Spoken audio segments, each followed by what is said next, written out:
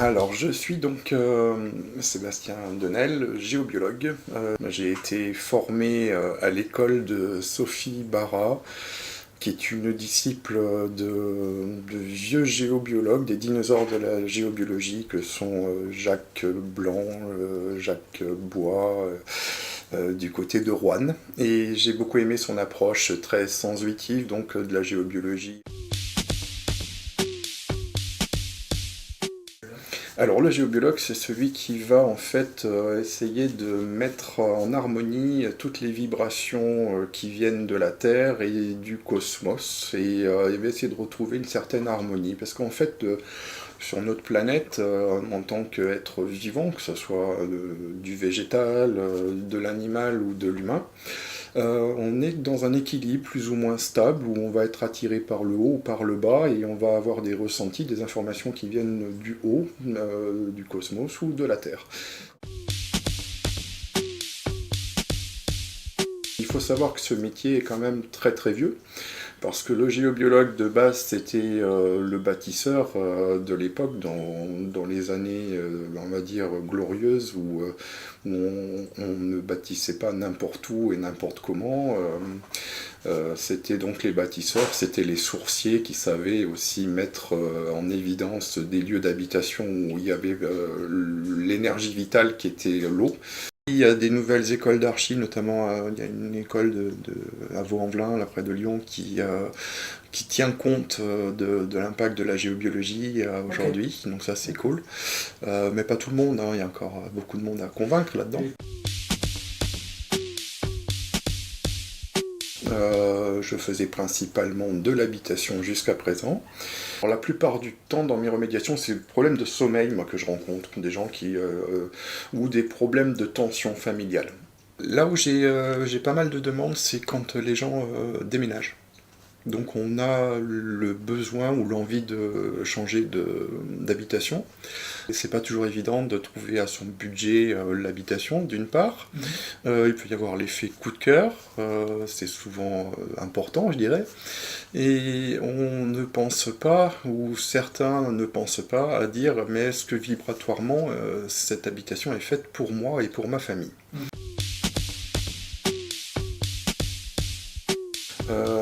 Là, je suis en train de travailler sur une ferme aussi, parce que j'habite dans l'Ardèche et qu'il y a aussi des fermiers qui sont sensibles à mon approche.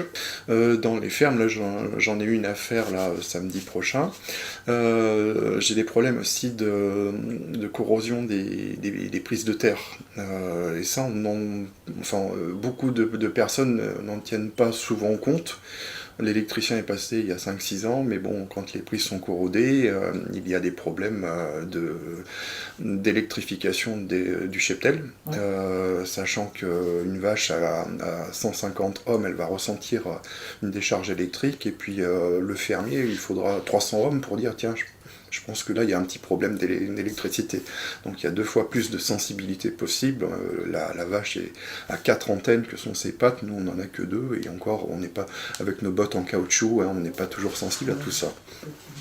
Donc déjà, bien vérifier les prises de terre dans les fermes, c'est super important. Moi je suis intervenu sur le plateau, un haut plateau dans l'Ardèche, là où il y a des éoliennes, et j'ai vu aussi l'impact des éoliennes. C'est tout récent. Ouais, j'ai eu un chef d'entreprise qui m'a téléphoné, il me dit voilà, je crois aux énergies. J'ai créé mon entreprise sous une marque en juin dernier, donc il y a plus de 6 mois. J'ai des problèmes de personnel, j'ai des problèmes de chiffre d'affaires, ça ne décolle pas. Je voudrais savoir ce qui se passe dans ce magasin. J'ai 3 magasins sous cette même enseigne. Les autres marchent bien, mais là je comprends pas. Pourquoi ce magasin décolle pas et pourquoi il y a des tensions personnelles? Alors il a une petite idée très certainement hein, derrière la tête, il avait une idée avant que je ne reçoive ses plans. Et du coup, je lui ai dit, écoutez, envoyez-moi des plans, je lui ai expliqué ce que j'attendais de lui. Ouais. Montrez-moi bien le nord, mettez-moi quelques photos des zones que vous sentez pas bonnes, notamment la salle de pause du personnel, enfin tout ça. Et donc il a bien coopéré, il m'a envoyé tout ça. Et effectivement, quand j'ai fait une analyse sur plan, je me suis rendu compte d'une manière assez fulgurante que j'avais un vortex qui traversait son magasin, qu'il y avait aussi des points névralgiques dans la salle de pause, notamment ces fameux réseaux géotelluriques, et qu'il fallait donc pour la sérénité de son personnel qu'on apaise tout ça. Ma promesse, c'est de dire qu'on a beau être le meilleur des chefs d'entreprise, avoir les bons produits, le bon marketing, le personnel, on a bien choisi ses coéquipiers, on va dire. Et si on met les énergies en plus qui sont gratuites à notre disposition pour que tout match, c'est assez génial. Et je pratique également le feng shui. Alors le feng shui dans les magasins, c'est démontré que ça fonctionne bien. Le feng shui, c'est complémentaire à la géobiologie. Moi, je ne fais pas de feng shui sur un terrain qui n'a pas été assaini à la base, sinon ça ne sert pas à grand chose. Imaginez que je fasse un feng shui dans le magasin avec ce fameux vortex que je n'ai pas déplacé d'une manière assez subtile mais efficiente pour pouvoir que ça agisse, mon feng shui ne servirait pas à grand chose. Je travaille sur plan, c'est-à-dire que les clients m'envoient des plans. Alors je leur demande toujours de m'indiquer le nord, chose qui a été faite ici. Je m'oriente sur mon bureau côté nord et puis avec une petite préparation, il faut que je sois bien, il faut que je sois aligné, que mon taux de ressenti sur la radiesthésie sensitive soit au moins à 90-95% pour pouvoir agir d'une manière efficiente. Et là je passe mes doigts et puis je vais ressentir, tiens là, ça vibre, ça c'est quoi, bon, je ressens des trucs et puis je note comme ça et après j'affine tout ça donc avec des cadrans de radiesthésie on ne peut plus classique et puis un pendule tout simplement, je passe et puis je pointe, j'ai un petit stylet comme ça, je me mets par exemple sur ce point noir que je ressens ici et puis je vais dire bon là c'est quoi, donc bon, ça c'est pas une entité, ok, hop, ça c'est peut-être de l'électromagnétisme, je suis dans la cuisine, c'est peut-être potentiellement une table à induction, je sais pas, on verra. Donc je prends des notes et puis j'affine, voilà. Ce qui est génial, c'est l'univers m'envoie ces messages, de pouvoir les capter à distance en me connectant sur le lieu, avec autorisation quand même. Ça, c'est des trucs qui m'échappent complètement, mais bravo. Et c'est pour ça que j'ai été vachement surpris que tu me dises oui, c'est possible que tu fasses la même chose. Moi, je fais toujours les chambres à coucher, quoi qu'il en soit, que j'ai des ressentis positifs ou négatifs, je vais toujours dans les chambres à coucher. Et je regarde toujours les lampes de chevet, et je fais le petit test de savoir si la fiche mâle-femelle, parce que la plupart du temps, nos lampes de chevet n'ont pas de borne de remise à la terre, la grosse prise ronde. Donc, je fais toujours le test de savoir si on est bien branché ou mal branché lorsqu'on a mis l'interrupteur unipolaire sur off et qu'on veut dormir. Et là, il y a souvent des surprises, parce qu'on a 50% de chance de s'électriser toute la nuit, alors qu'on voudrait dormir paisiblement, parce qu'on a un fil qui est à 40 cm de notre oreiller. Quand je demande toujours à rentrer dans la chambre des ados, et là je vois des multiprises partout sous les têtes, sous les matelas, même le sol, enfin, et je vois plein de câbles de téléphonie, USB-C, USB-A, reliés ou pas à des téléphones, enfin... Et je leur prouve au stick, alors toujours avec un petit appareil très simple, que ça soit branché ou pas, que le téléphone soit à 100% ou pas, c'est de l'électricité vagabonde qui s'échappe, et que la plupart du temps en plus s'endorment avec leur câble sur le corps, avec le téléphone au coin de l'oreiller. Ah, sous l'oreiller. Ouais, je leur prouve que c'est... Donc là, c'est là que je parle de tes adaptères. J'en ai toujours 2 avec moi où je fais des expérimentations.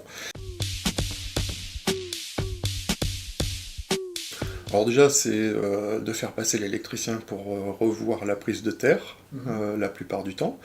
J'ai fait mettre 2 fois des IAC, donc d'interrupteurs automatiques de champ, voilà. Ça fonctionne. C'est génial. Donc, mais je pose pour autant des dispositifs subtils, ce que j'appelle des graphiques agissants. J'ai des petites choses qui sont à coller dessus et qui... alors, c'est la loi de la physique quantique peut-être, je sais pas trop ce qui se passe, mais tu vois, ce genre de truc anéantissent les effets sensibles. Alors ça, je le sens surtout, moi, si tu ne mets pas le produit, je me mets sur le tableau électrique qui diffuse, je sens que j'ai une vibration dans ma main, là, et même dans mon corps, je le sens. Je mets mon produit, là, je m'approche, j'ai mes vibrations qui s'atténuent, mais d'une manière drastique. Comme j'ai été formé à la géologie sensitive, qui est un peu axé sur les branches du druidisme, alors j'enterre des galets, comme autant des menhirs. Les druides mettaient des menhirs dans les champs, qui sont toujours sur des croisements de réseaux pour anéantir des énergies ou pour valoriser les énergies. Donc on peut faire les deux en fait, soit on anéantit, ou soit quand on active le menhir, on peut se servir des énergies pour retrouver la santé. Scientifiquement, c'est pas prouvé. Énergétiquement, c'est toujours génial de voir que le fermier dit « Waouh, je sais pas ce que vous avez fait, mais bon, ça fonctionne. Je sais pas combien de temps, mais ça fonctionne. » Je sais pertinemment que si on met un appareil scientifique devant, ça va rien changer. Voilà. Moi, je fais souvent le test du bras tendu. Je le fais sur une zone neutre, j'appuie, résistivité musculaire, ok. Je fais mettre les gens sur le point, par exemple, de croisement géotellurique que j'ai repéré. Le bras il descend. Je dis, vous forcez bien ? Ouais. On refait le truc, j'étais un peu étonné, résistivité. Donc c'est toujours intéressant de savoir que nos muscles en micro-vibration se relâchent quand on est sur des zones pathogènes, quand on est près d'une source où tu as du 100 volts par mètre, je pense que tu peux avoir ces mêmes effets kinésiologiques. Ça me rappelle... Un truc aussi tout bête, si tu ne veux pas leur toucher, tu fais le maillon faible, et là tu cherches à ne pas lâcher. Et puis au bout d'un moment, si t'es vraiment sur une zone pathogène, et ça lâchera. Tu dis merde, mais je comprends pas. Là, ça me tient. C'est toujours intéressant de dire, il y a quelque chose là, ça les interpelle, tu vois. Et c'est le corps qui parle là. On est bourré de paradoxes. On essaie de se faire du bien par tous les moyens, mais il y a toujours des choses qui sont en disharmonie en règle générale. Alors j'ai fait l'expérience avec le respirateur de mon épouse il y a peu de temps et j'ai été très très surpris et je trouve que c'est une aberration de vendre à des personnes déjà sensibilisées par des problèmes de pneumonie ou d'apnée du sommeil, d'être en plus électrisé par un appareil qui se veut ultra performant, silencieux et tout ça, mais le silence n'est pas du tout à la mise quand on met un appareil et qu'on voit qu'il y a des 300 volts par mètre qui se dégagent quand on a l'appareil près de cet appareil, un appareil de mesure, près de ce genre de respirateur, c'est une aberration totale. Est-ce que c'est pas un problème de lobbying, surtout par des industriels qui sont surprotégés et qui font en sorte que les règles du jeu soient faussées pour que les humains se sentent de plus en plus mal. La question peut être aussi posée dans ce sens-là.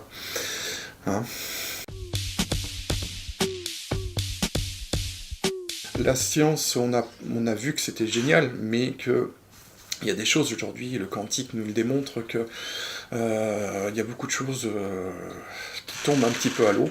De croire quelque chose, de mettre un protocole de ritualisation, ça amène vers des élévations qui sont plus subtiles peut-être, mais voilà, moi je pense que c'est surtout là qu'il faut emmener les gens à reconceptualiser un rituel, de dire voilà, je vis avec mon environnement, ça c'est en bois, ça vibre pour moi bien. Si j'avais ma table en fer, je me sentirais peut-être un peu plus avec mon portable dessus, avec si je passe sur ma boussole, je vois l'impact à mon portable, je vois que j'arrive à faire du tourner au moins à 180 degrés juste en présentant mon portable sur une boussole plus ou moins sensible, et je dis waouh. Et voilà, en faisant ces remédiations, j'ai ravivoché 2 couples. L'été dernier, c'était assez cool. Aujourd'hui, je sais que ça va mieux. Dire voilà, je me suis donné les moyens, j'y crois, et du coup ça fonctionne aussi. Il faut y croire, mais quand on y croit, ma foi, ça fonctionne.